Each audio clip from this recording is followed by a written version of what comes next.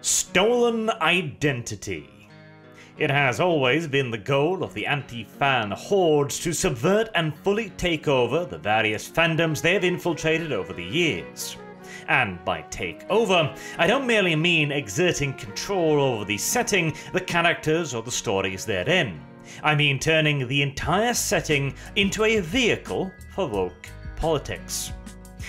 I'm going to have to do a bigger breakdown of the process of how this happens at some point, starting with the, oh, I'm totally a fan of this thing, to actually, Picard should be a fat black trans woman, to, if you don't agree, you're not welcome here anymore. But the subject of today's video is discussing one of the strategies through which the anti-fan try to co-opt a setting, simply by pretending that they are the setting, and invariably turning into the petty tyrants God made them in the process. The most recent and perhaps by far best example is the Tolkien Society. Not the estate, mind you, yet nevertheless a once venerable and genuine fan organization that has since been fully co-opted by the radical wokists, with all the unavoidable baggage such abusive masters bring with them. Many of you have probably already seen the row over the society holding a Tolkien and diversity seminar, with such crowd-pleasing topics as Gondor in Transition, a brief introduction to transgender realities, pardoning Sauron, the queer in Tolkien's The Lord of the Rings, projecting Indian myths, culture and history onto Tolkien's worlds, or, my personal favourite, something mighty queer, destabilising cis-hetero amatonormativity in the works of Tolkien.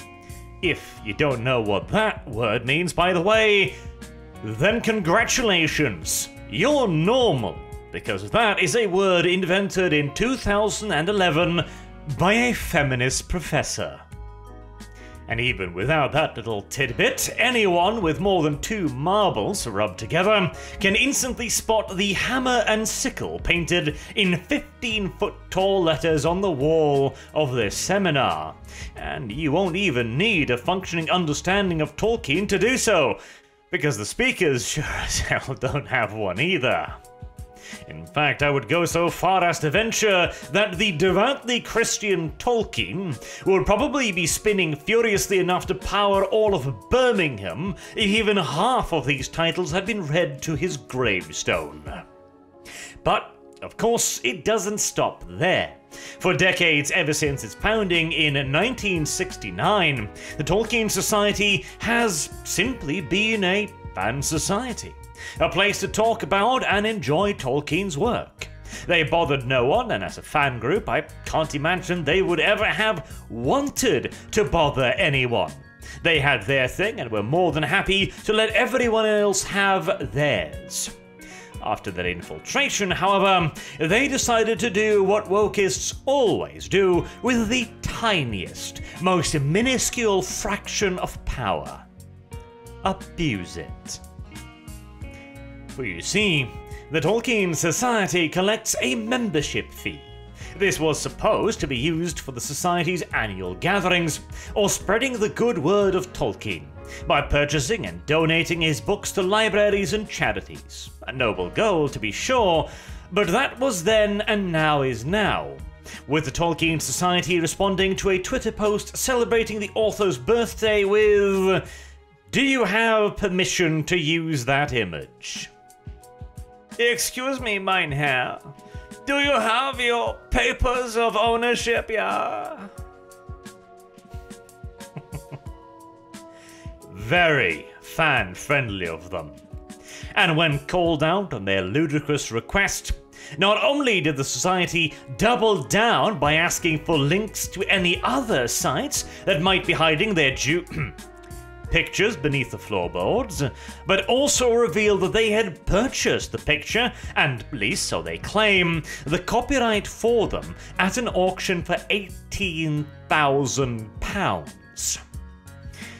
Now, call me a bluff old traditionalist, a stickler for details if you will, but if you truly are, quote, a society devoted to the study and promotion of the life and works of the author and academic J.r.r. Tolkien, then sure as death and taxes restricting access to photos of the man, especially as used by other fan sites, would and should be the absolute last thing you would ever want to do.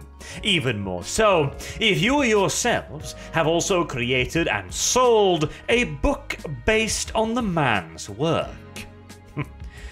But weaponized hypocrisy, as we have covered before, is a favored tool of the mentally challenged, and I am sure the Society found nothing at all problematic about using Tolkien's name, his works, and imagery in their own material, whilst taking deep umbrage at other filthy non-profit fans for using his picture. And therein lies the point, too. As this article reports, the Tolkien Society hopes, quote, to generate a modest income through the copyright ownership. Haha, yes. The first thing that crosses any true fan's mind will undoubtedly be, how can I enrich myself off the thing I profess to love? Very progressive of them, no doubt. The backlash to their absurdity only continued to mount until a near-unified Twitter was lambasting them for their idiocy, to the point that now the Tolkien Society's Twitter account is protected.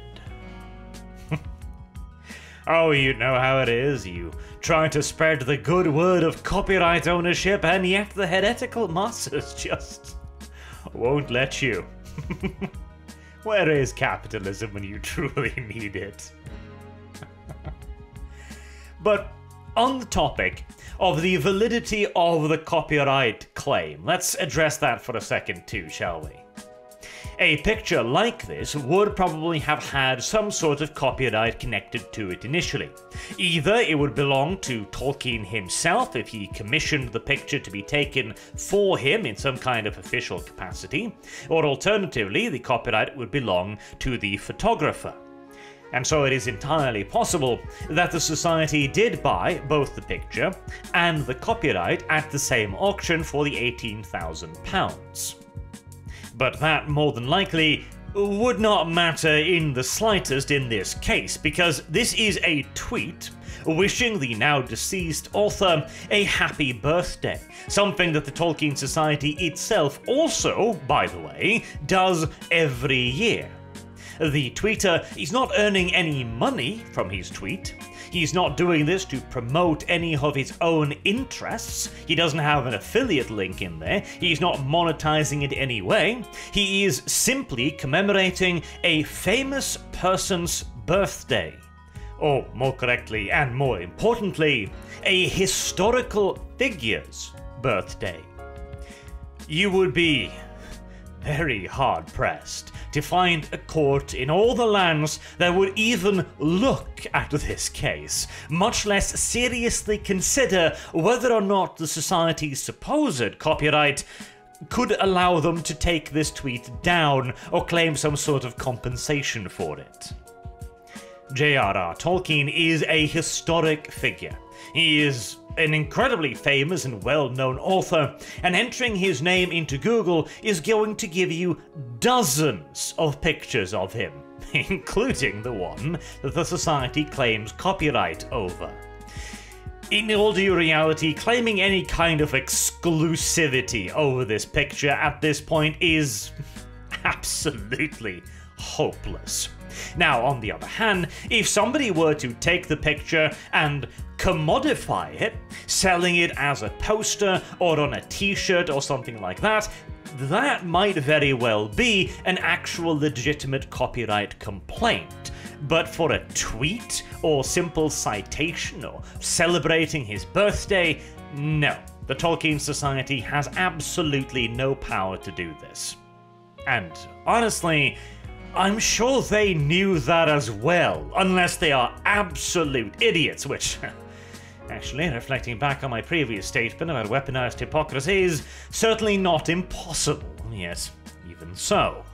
In all due likelihood, it's more along the lines of a good old-fashioned bully move. Because again, whenever the wokists get even the slightest hint of power, they will universally seek for some way to abuse that power to the detriment of others. In this case, the Tolkien Society is a particularly interesting example, because it is an example of an old fan group being subverted. For many, many decades, the Tolkien Society was a genuine fan group whose primary passion lay in expanding the work of Tolkien, theorizing about it, talking about it, and presenting it to more people. That was the point of their membership fee. It was to sponsor their annual gatherings and also to make sure that as many people as possible would have the opportunity to read J.r.r. Tolkien's work.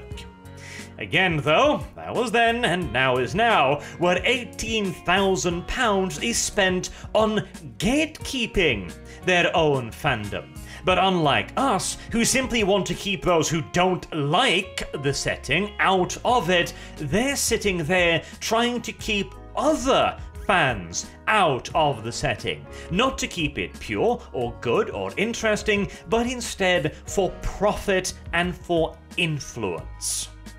This, of course, is another quite common tactic that we saw very recently with the Battletech community, where accounts pretending to be official Battletech accounts were speaking for the wider community, for the fandom, and demanding action from the actual owners of Battletech to blacklist those that they themselves didn't like.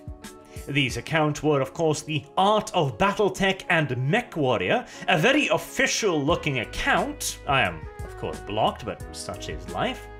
And the Battletech community. One look at that icon right there will tell you everything you need to know about their priorities.